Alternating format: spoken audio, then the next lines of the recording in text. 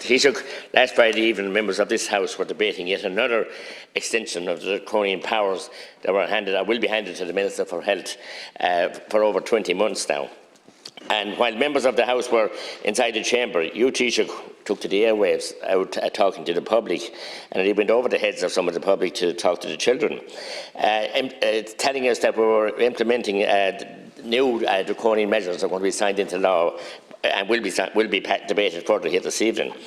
For over 20 months now, the Minister for Health could sign into law whatever he chose, really, and it has had massive impacts on the livelihoods of our citizens right across our country.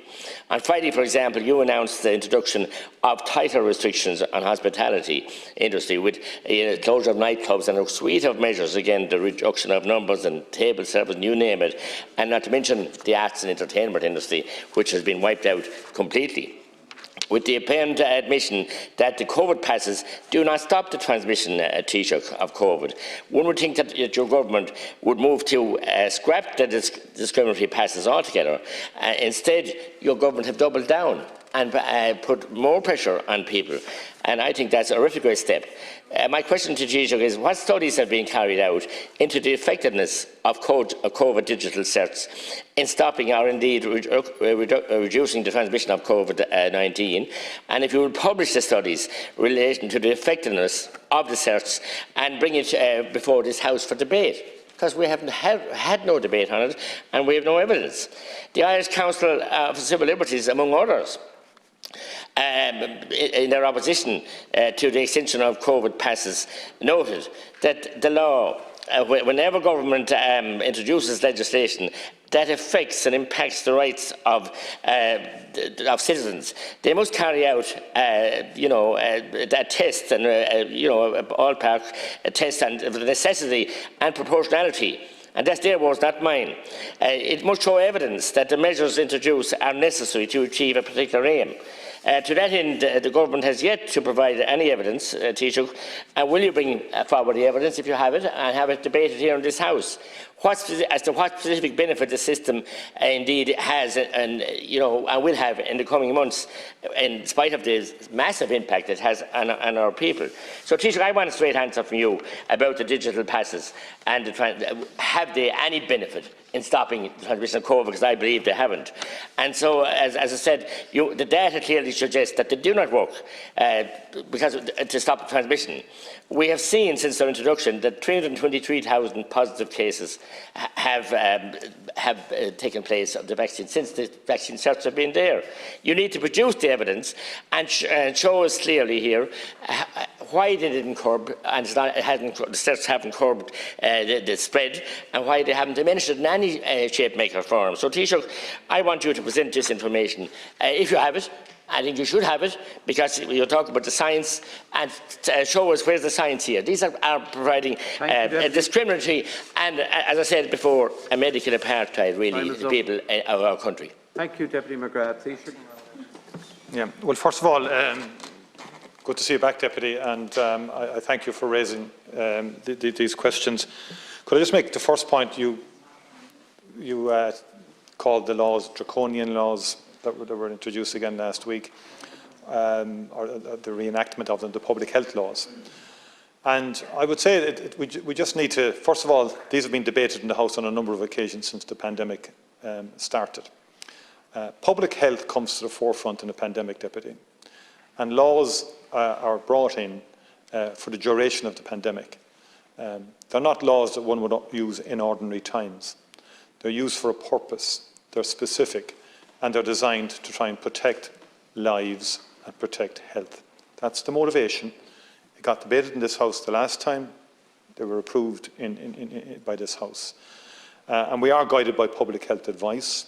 And there's a tendency sometimes to be annoyed by that advice or to be frustrated and so on. And I know you have a particular stance on this and you've been consistent about it. I think it's fair to say that you're not in favour of restrictions generally. And I think the key issue here is that I don't think you can manage a pandemic without a legislative framework. A legislative framework that allows you to be nimble, to be quick and to do things to protect lives and to protect the health of people.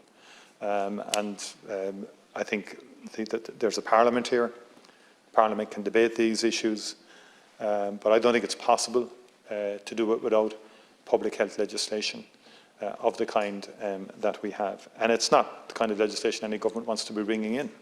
Why would we want to be bringing in legislation that restricts the normal things of life? There's no joy in doing that, Deputy, believe me. On the vaccination certificate, if you recall back in July, the Chief Medical Officer advised very strongly that if we were to reopen hospitality, he felt that we should, that the status of vaccination in the country was key and in individuals was key, and he recommended that we had to have a system of verification in terms of vaccination to protect people. That led to a robust debate in this House in July, I recall it. The Dáil passed that legislation, and it enabled us to open hospitality right throughout the summer, both outdoor hospitality and indoor hospitality, to great effect, and it worked. And in terms of the evidence base around vaccination, I think is clear. I don't think you're disagreeing with that. I think you welcome vaccination. I think you encourage vaccination, and you support vaccination. If I understand correctly, I think that is your position. And I think it's very, very important that the evidence is there in terms of if you're not vaccinated, you will pick up the disease much easier, obviously, and be very vulnerable to disease and sickness and so forth. And I'm looking at other countries now in Europe. Austria now is being in a lockdown because of the level of vaccination it achieved, the level of unvaccinated within the country. At least we've avoided the type of approaches that other countries have now had to take. Deputy McGrath. Thanks for the welcome back, Taoiseach, but no thanks for not the answer. I asked you specifically about the COVID certs, and have you evidence that they have lessened the impact or reduced the cases?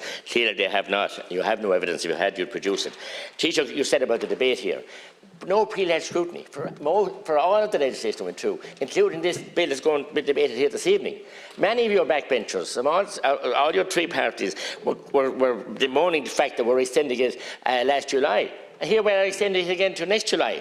We want to see an end date. The public want to see an end date. They're war-weary, they're fatigued, and business just cannot survive. And you know that, and you met the arts industry. I'm glad you did last week, because they have been particularly badly treated. The ordinary man in the van with his guitar and his the man they shined couple Maran and Roddy Marchin, and a culture or a heritage. It's been hammered. So, Taoiseach, you don't have any evidence, and you haven't produced it. And you haven't briefed opposition leaders with 13 months. You haven't had a meeting, and we all backed you at first. We did, of course, and gave you the imprimatur, of course we did. But when we saw through the figures then, and we saw the lack of investment in spite of all the money and extra ICU beds and everything else, the one holy mess, not to mention the booster and the carry on now. So show me the evidence that vaccine certs work, that discriminate against people. I have countless cases of people in awful trauma and anguish because they can't get a vaccine for medical reasons. Others chose not to, and they've been discriminated left, right and centre. Thank you, Deputy. It's not possible to have pre-legislation scrutiny. Pre-leg in the Dáil is now taking up to 6 months. In some cases, taking up to 6 months. There's no way you can deal with a pandemic going through the luxury of it is a very rational. It's taking 6 months now, pre-legislation, on a lot of key bills here. Never mind a public health emergency. You're seriously suggesting we can't do it.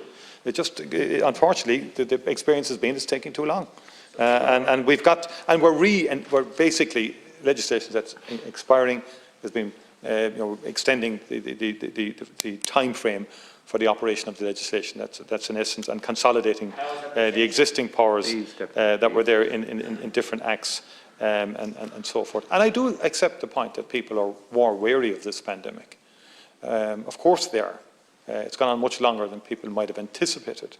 On the other hand, we are in a different position this year compared to last year in terms of where the economy is and the degree to which the economy has bounced back, Deputy. There are 30,000 more job vacancies now in Q3 compared to 19,000 2 years ago. Time is up. The hospitality sector, entertainment, tourism, those areas have been the hardest hit, and we're going to do everything we can to support those sectors. Thank you, Taoiseach. Deputy